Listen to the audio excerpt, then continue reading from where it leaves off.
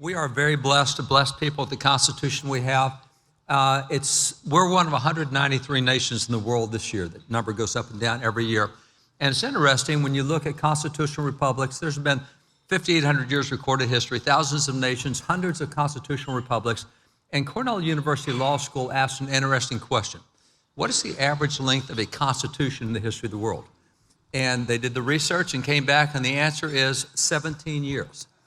Now, 3 weeks ago, we celebrated our 238th birthday under the Constitution. We are by far the longest ongoing constitutional republic in the history of the world. And the University of Houston had an interesting question. What makes us different from all these other constitutional republics? What was the source of our idea? How did we get ideas that were different from what everybody else came up with? Because ours has worked and theirs hasn't. And what they decided is, if we go back to the writings of those who actually wrote the document, if we look at what they did and this document they created, and you look at the founding fathers who wrote it, and they came up with this document, where did they get their ideas? And they said, well, we're going to take 15,000. Whoa, this thing is just moving on its own. It's got its crazy thing here. They took 15,000 writings out of the founding era from the founding fathers. They went through those writings to see who they quoted. If they could tell who they quoted, they would know where they got their ideas. They found 3,154 direct quotes from the founding fathers. Having found the quotes, they tracked them back to their original source. It took them 10 years to do so. When they came up with the results, they released it in this book. It's a great book, Origins of American Constitutionalism. It shows where the ideas came from. If you look at that book, you'll find the number one most cited individual in the American founding was Baron Charles Montesquieu. Baron Charles Montesquieu in 1750 wrote the 2 volumes that The Spirit of the Laws. Founding fathers used that, quoted it extensively. The second individual they cited, the second most individual cited, was William Blackstone. William Blackstone did a 4-volume commentary on the laws done from 1766 through 1769. Thomas Jefferson said American attorneys studied Blackstone's like Muslims studied the Quran. The third most cited individual was John Locke, famous for his 2 treatises of government that was used extensively when we wrote the Declaration of Independence. Those are the 3 most cited individuals. You see the percentages, 8.2, 7.9. The Bible was 34% of all the quotes of the founding fathers. Far and away, the most cited source was the Bible. So John Adams, in giving specific examples of where they went to the Bible for help, he cited the fact that when you look at the constitutional separation of powers, a lot of other governments had 3 branches, but nobody separated the 3 branches like we did and gave checks and balances. Where they come from, he cited specifically Jeremiah 17:9. And by the way, so did George Washington cite that verse, and so did Alexander Hamilton, and so did James Madison. All cited that verse as the origin of the separation of powers, checks, and balances that we have today. If you go to James Kent was called a father of American jurisprudence. He's one of the 2 guys that came up with what we call our judicial system. And when you look at the circuit judges that we have today, the 7th Circuit, the 5th Circuit, the 9th Circuits, where they come from, because not all countries have that. He said that we got that out of Samuel specifically, quoted the verse, showed where Samuel rode the circuit, and that's where we had circuit judges. In the same way, Ben Franklin started the first hospital in America. The reason he started that first hospital, he specifically, for his logo, chose Luke 10:35. That was his motivation in starting the first hospital in America. Alexander Hamilton specifically quoted Exodus 31:18 as the reason that we have a constitution at all, a constitutional form of government. The written constitution, he said that was the source. And by the way, James Madison quoted the exact same verse. So they themselves cite the Bible time after time after time, and people, they say, oh no, founding fathers, a bunch of atheists, agnostics, deists. No. You go back to their original writings. We've been very blessed. We have tens of thousands of their original writings.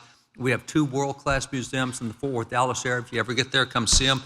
Amazing stuff, from the Bob that landed on the moon, through George Washington's eyeglasses, through all sorts of military stuff, patents, whatever it is in American history, we're going to have a lot of it.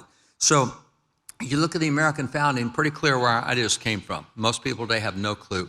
Then even if you look back at our presidents and look at famous presidents and what they had to say, if you go back to John Adams, these are the type of quotes you'll find from all the presidents. John Adams says, I've examined all the religions in the world, and the result is the Bible is the best book in the world. He said, let's suppose a nation in some distant region should take the Bible for their only law book and every member should regulate his conduct by the precepts there exist. Let's just assume there's a nation that would do that. What would the result be? He said, what a utopia, what a paradise would this region be if you could have people who would live by biblical precepts. If you go to Andrew Jackson, just a tough curmudgeon kind of guy, not a guy you think of as religious, he was clear too. He said the Bible is the rock on which our republic rests. See, we knew this in previous generations. If you go to Teddy Roosevelt said the teachings of the Bible are so interwoven and so entwined with our civic and our social life. Notice he did not say spiritual life. He said our civic and our social life, the Bible, how can the Bible be apart? Because our Republican form of government has its roots in Exodus 18:21. The due process clauses, even according to the federal law books today, the right to confront your accuser came out of John 10. The right to compel witnesses on your behalf came out of Proverbs 18:17. The right to speak in your own defense, Acts 22:1. These are all things in our Bill of Rights. We used to know the origin of that. Even federal law books today still cite the origin of that as the Bible. In the same way, you look at President Franklin Roosevelt. He said, in the formative days of the Republic, the directing influence the Bible exercised on the fathers of the nation is conspicuously evident unless you've gone to school since World War II, because it's not evident anymore. No longer do we recognize that. No longer do we acknowledge that. Matter of fact, today we say just the opposite. He continued. He said, we cannot read the history of our rise and development as a nation without reckoning the place where the Bible is occupied in shaping the advances of the Republic. Everything that's brought us to be the nation we are, the Bible is the reason. And here's what he recommended. He said, I suggest a nationwide reading of the Holy Scriptures. Go to the Scriptures for a renewed and strengthening contact with those eternal truths and majestic principles which have inspired such measure of true greatness as this nation has achieved. What do you think happens today if any president makes that recommendation? And that this is a liberal, progressive Democrat president, which tells you how far the nation's moved, that even a lot of conservative Republicans are uncomfortable with this, be they governors or city council or anyone else. It's hard to find someone who would say what this liberal, progressive Democrat said back then. Harry Truman said, the fundamental basis of our Bill of Rights come from the teachings which we get from Exodus and St. Matthew, from Isaiah and St. Paul. I don't think we emphasize that enough these days. Especially today would we say that. Of course, President Ronald Reagan, he said of the many influences that have shaped the United States of America into a distinctive nation and people, none may be said to be more fundamental and enduring than the Bible. So presidents, real clear. We used to know, we used to declare, and I can go through president after president after president right into the modern era within the last 20 years or so and still find the same message. Today, people think, no, it makes you Christian nationalists if you believe what we believe for 200 years. If you move into education, I want to go to another president. Start with Ulysses S. Grant. Ulysses S. Grant, of course, in the Civil War, the commander-in-chief of Union forces. He ends up becoming president in 1876, which is the centennial of America. So in 1876, he produced this card. You can see it as a centennial, 1776 to 1876, and look to whom it is addressed. He's addressed this to the children and youth of the United States. What's the message of the president to the kids of America on our 100th birthday? This is what he told them. Hold fast to the Bible as a sheet anchor of your liberties. Write its precepts in your heart. Practice them in your lives. To the influence of this book, we're indebted for all the progress made in true civilization, and to this we must look as our guide in the future. Righteousness exalts a nation, sins reproach any people.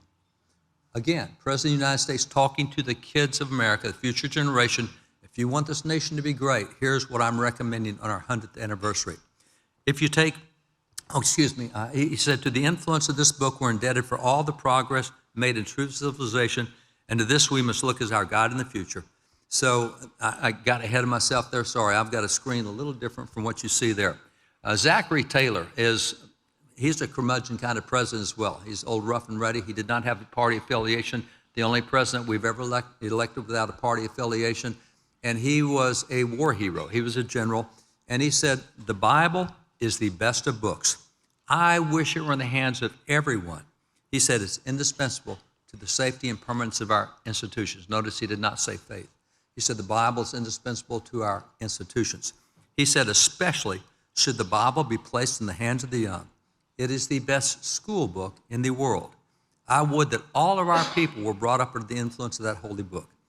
It's not that you're a Christian, it's that you live by standards such as the Ten Commandments, standards such as the Good Samaritan or the Golden Rule. These are things that make a civilized society, a prosperous society. It's interesting that he said the best school book in the world. Where did he get that? He got that from the Founding Fathers. If you back up to Benjamin Rush, John Adams and Benjamin Rush signed the Declaration, ratified the Constitution, served in 3 different presidential administrations. He's called the father of public schools under the Constitution. He started 5 universities. 3 of them still go today. Just keep going. The guy's unbelievable. John Adams said of all of our founding fathers, he said the 3 most notable was number 1, George Washington, number 2, Ben Franklin, number 3, Benjamin Rush. Most people have never even heard him today. But as I mentioned, he's called the father of public schools under the Constitution. And in 1791, he did this piece showing a dozen reasons we would never take the Bible out of American education. Father of public schools gave a dozen reasons. And this is the way it was throughout that time. And just to pick up some of his quotes out of this piece, he said, the Bible contains more knowledge necessary to man in his present state than any other book in the world. See, this was the basis of the free market system. If you go back, there were specific verses they used to create the free market system, first with the Pilgrims that moved on in. We've adopted that. We've not gone with other economic systems. We've been prosperous.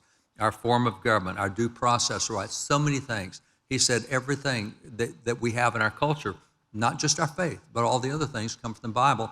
He continued, said, the Bible, when not read in schools, is seldom read in any subsequent period of life. And that was one of the reasons he said, we got to keep this as our textbook. Otherwise, we won't have the same freedoms. We won't have the same concept of government, anything else. So looking at education, Thomas Jefferson had a big role in public education. He was the Secretary of State under George Washington. He's the one who laid out Washington, D.C. He got Pierre L'Enfant to come in, and surveyors like Benjamin Banneker, Andrew Ellicott to lay it out. And then as vice president, D.C. is being built, which he helped start, and he's the first president to have a full term in the White House. So it's a brand new city when he moves in. And when he moves in the city, it's a new city. So they have to have education. As you know, Washington, D.C. is under the control of the federal government. It is not a state. The Constitution prohibits it from becoming a state. So what do you do with education? Well, it's brand new because you have a brand new city. Thomas Jefferson, president of the United States, is now the president of the school board of Washington, D.C. It's a pretty interesting dual combination he had there. He authored their plan of education. I want you to see what the superintendent of public education in Washington, D.C. reported after they had originated the plan Jefferson had come up with. Here's what they're doing in various classes. He says, well, 55 of the students have learned to read in the Old and New Testaments and are able to spell words of 3, 4, and 5 syllables. This is Thomas Jefferson's plan of education. Of 59 students that did not know a single letter, he said 20 can now read the Bible and spell words of 3, 4, and 5 syllables. This is first and second grade we're talking about here. If I take you to the public schools of New Jersey in 1816, the superintendent of public education came out with a report talking about what's going in the schools, and he's going to talk here about what we call the first and second classes, what he called the first and second classes. We would call that the first and second grade. What do kids learn in the first and second grade in New Jersey public schools in 1816? He said, all the scholars of the first and second classes commit to memory portions of the New Testament or Psalms, a lesson of the Catechism, several hymns, and the text of the preceding Sabbath. That last line is whatever preacher preached about on Sunday, we're going to memorize every verse he mentioned. So whatever the text were, the preceding Sabbath, that's what we're going to mention. Now, in any class, any school, you're going to have kids, some kids smarter than others, and they apparently had one of those kind of kids. It says, one of the scholars has committed to memory the book of John and the first 30 Psalms together with the 119th Psalm. Oh yeah, first and second grade, got it. Well, not everybody was as smart as that one kid. It says the majority have committed to memory the Gospel by John. All the second graders memorized the Gospel of John, but we had one kid that memorized 30 chapters of Psalms and Psalms 119, but everybody memorized the Gospel of John. Dare I challenge you to be as smart as a New Jersey second grader? Memorize the Gospel of John? Public schools, New Jersey. 1844, a case came to the U.S. Supreme Court, argued by Daniel Webster. It's called Vidal versus Girard's Executors, and it dealt with a school that was being operated by the government, and it was not going to teach the Bible in schools. And an 8-0 unanimous decision, the Supreme Court said, no. If you're government funded, you will teach the Bible in schools. We're not going to fund a school that won't teach the Bible. And this is not about faith. It's about now faith is part of it, but it's also about all the behavior that comes from it. all the aspects that come, in economics and in criminal justice, everything else. This is what we understood. It's not just a religious book, it's a guidebook for all of life. If I jump you to 1892 to Pennsylvania Public Schools, the Superintendent of Public Instruction in Pennsylvania in 1892, this is the report he put out. This is the directions, the instructions he's giving for teachers in the state. He said, let the memorization selections for each week, if possible, be 2 in number. The first from the Bible or sacred song, and the second from the world of literature, or prose, or verse. Say, for example, let's memorize the 90th Psalm and Lincoln's speech at Gettysburg. Now that's in 1 week, two selections a week. Or we can memorize Lead, Kindly Light and Longfellow's Song on Blythe. Or we can memorize the 23rd Psalm and Lowell's Once to Every Man or Nation. Or the 19th Psalm and Home Sweet Home. Or My Country 'Tis of Thee and the Chambered Nautilus. Or the 13th chapter of Corinthians and the Last Rose of Summer. Or any of the hundreds of other good things, moral, religious, patriotic, descriptive, or sentimental, in the best sense of the word, that we should all be very glad to have securely lodged in the memory. So all the kids in Pennsylvania memorizing 2 selections a week, including 1 chapter of the Bible every week. Again, look where we are today. Finding Christians who know a dozen Bible verses or 20 or 30 is becoming rare, and yet we were talking public schools. And by the way, look at the instruction from the Superintendent of Public Education. He says, and let the teacher always commit to memory what is here required of the pupil. So we don't just tell the kids to memorize it, you do it too. See, this is public education. Let me jump to some of the Founding Fathers for a moment. With the Founding Fathers, we're told that these guys were not faith guys. These are articles that are very typical of the LA Times, America's Unchristian Beginnings. It said our Founding Fathers, despite the preachings of people like me, our pious right, they were deists who rejected the divinity of Jesus. Doesn't matter what kind of evidence we have, we're all crazy. Founding Fathers were not Christian. You got to let the academics get involved. Notice the emphasis on the word not. They were not Christians. Now, a lot of people probably buy that because if I put this picture up at the 39 signers of the Constitution, picture that hangs in the U.S. Capitol, it's right outside the House chamber. It is 20 feet high, it is 30 feet wide, it is life size of 39 individuals signed the Constitution. If I ask people to identify by name and face 5 of the signers of the Constitution, not going to happen. Maybe 2, maybe 3. Some of you might know 5, but you're the exceptions rather than the rule. So let me take you through some of the ones we don't hear much about today that we used to know. We used to know all these guys. Abraham Baldwin is a great example. Abraham Baldwin is the youngest theologian in America. He was out of Connecticut. He was a professor of divinity at Yale University at the age of 21. He left Connecticut and went to Georgia, where he started the University of Georgia in 1785. And the University of Georgia was started as a school to train ministers of the gospel. So that's Abraham Baldwin. Then if you take someone like Rufus King is a founder of the American Bible Society. Still goes today, largest Bible society in the world. He was out of New York. He also founded in New York the New York Prayer and Common Book Society to make sure everybody had a prayer book and everybody had a Bible in New York. Charles Cotesworth Pinckney out of South Carolina was a major general in the American Revolution. Same level as George Washington, except George Washington's commander-in-chief. But he's a major general, and he's one of the founders of the American Bible Society as well. You have James McHenry. James McHenry is Fort McHenry, if you remember, Star Spangled Banner. He was the Secretary of War. He's the signer of the Constitution, but a Secretary of War under George Washington, under John Adams as well. And he created the Maryland Bible Society. It still exists today. It's called the Baltimore Bible Society. But this signer of the Constitution started that. Roger Sherman is the only founding father to sign all 4 founding documents. He is called a father of the Constitution. He's the 3rd most active member at the Constitutional Convention, and he wrote the doctrinal creed for his denomination in Connecticut. If you take William Livingston out of New Jersey, William Livingston was a governor. He's a general in the American Revolution. When he was 14 years old, he's already living as a missionary among the Mohawk Indians. When he's 14 years old, that was considered one of the most ferocious tribes in America at the time. Gouverneur Morris is the penman of the Constitution. All the language we have in the Constitution came from his committee. After all the debates were over, they said, hey, Gouverneur Morris, you write it all down, you come up with the words. So he's the one responsible for that. He's the most active member of the Constitutional Convention, spoke on the floor of the convention 173 times, and he was sent as a diplomat to France. And in France, who was our ally, and we loved them, they loved us, they said, man, we want to be like you guys, but we keep having all these revolutions. What do we need to do to be like you? And so he wrote a 3-volume set.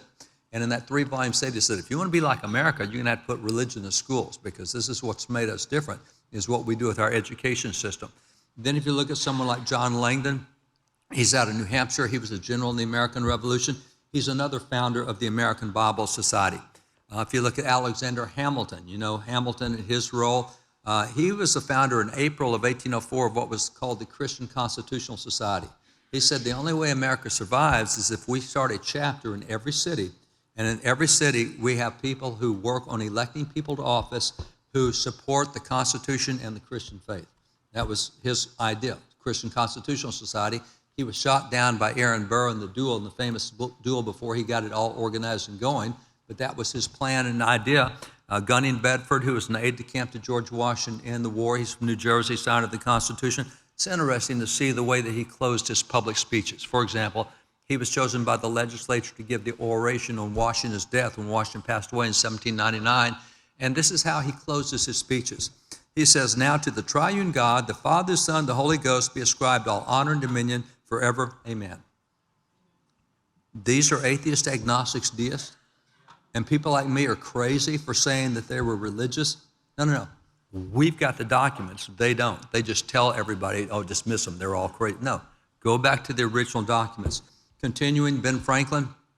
Franklin, in the dark days of the Constitution Convention, 5 weeks in, when it was falling apart and they thought it would fall apart, Franklin, old man Franklin, at 81 years old, gave the only live speech he gave at the Constitution Convention. Everything else was written down. He had other people read it.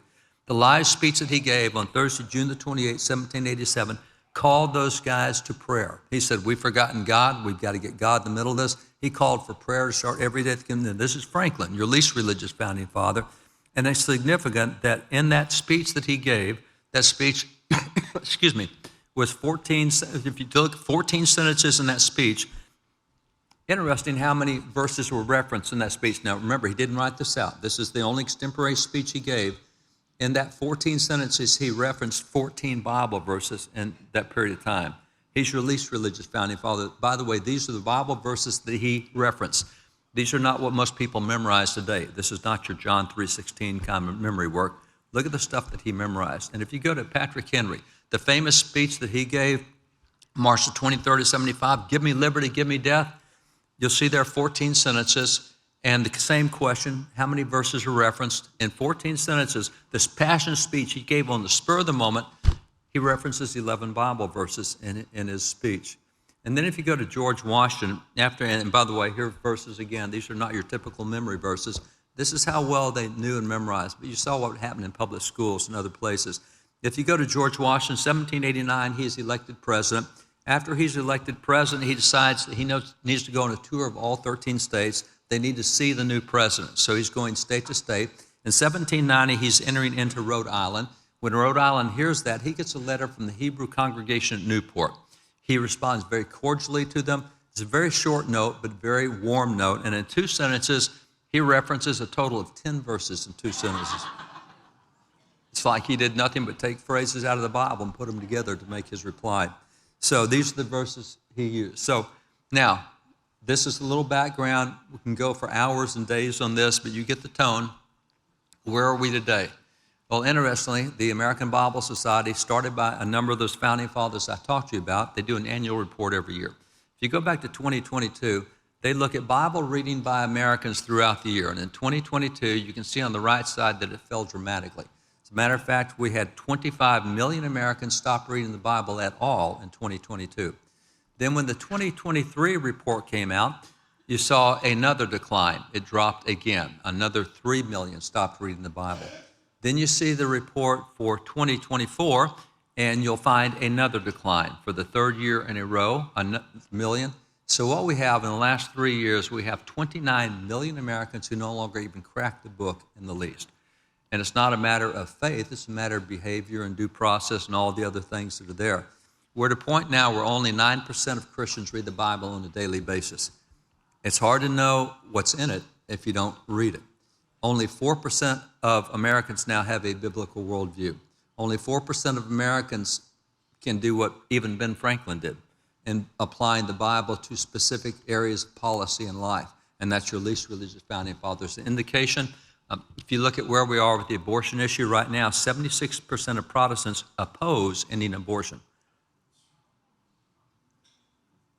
It's hard to win the pro-life movement when 76% of Protestants think that it should continue going on. 65% of abortions are currently performed on Christians, 200,000 abortions a year performed on born-again Christians. So this is not living out faith. It's not even knowing what our faith is because, again, only 9% of Christians read the Bible.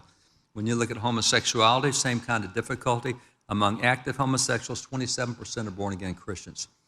We finished a poll with George Barna last week, got the results back, and we wanted to see church-going Christians, just active. You have to be, to qualify in the poll, there were a lot of preliminary questions, and then they would take those that were active church-going Christians, and they asked them some questions, and the results are fairly astounding. 56% believe that there are no moral absolutes. So 56% of people active in church think that there's nothing that's absolutely right or nothing that's absolutely wrong. That's a hard way to govern a nation. How do you do that when you just pick and choose the laws you want? Among church-going Christians, 42% support allowing abortion under any circumstances, no limits at all through 9 months. And that's 42% of active church-going Christians. And by the way, you may have seen that there are 10 states this year that have an initiative on the ballot to repeal every pro-life law in those states. So far, all of the states that have done that, they have won because there's not the faith community that holds the views that we held even 10 to 15 years ago. There are also 3 states this year looking to repeal their marriage amendments from back when 32 states had passed the marriage amendment before Obergefell. There's a lot on the ballot this year in states, not just at the federal level. And then among church-going Christians, 29% prefer socialism to capitalism. Now, 71% of millennials prefer socialism, capitalism, 75% of current college students. So we're fighting an uphill battle even on keeping our form of government. So the biblical literacy is really, really high. It needs to come down. If we're going to solve our political problems, we're going to have to solve our individual problems on knowledge of what's right and wrong. And so George Washington, in his farewell address after 45 years of public service, in that farewell address, he gave about a dozen warnings to America. And there was one that I think is really pertinent for where we are now. He said this, he said, of all the dispositions and habits that lead to political prosperity. Now, I think that's an important term. I don't think we have a whole lot of political prosperity now. We're very polarized. We're very weaponized. We're cancel-oriented. We want to do to them what they did to us, whoever is on either side. So we don't have much political prosperity. But he said of all the dispositions and habits that lead to political prosperity, he said religion and morality are indispensable supports. If you want your politics to work well, you don't separate religion and morality from them.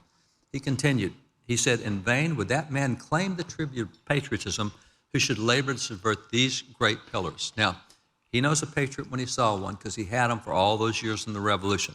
And he said, guys, I'm just telling you, if you try to remove religion and morality from public life, you're not a patriot. You're trying to destroy the nation rather than preserve the nation. That's an interesting litmus test that he gave at that point. And so when you see that with Washington, what's the basis of political prosperity? It's religion and morality. And we need faith people understanding that. We're not going to solve the political problems until we solve the faith problems that are going on. I mean, if we don't get our beliefs right, we can't influence politics in a way that gives a continuing nation. Final challenge I'll give you comes from this man, James A. Garfield. We talked about presidents earlier. He was a president, but before that, he was a 2-star general on the Union side in the Civil War.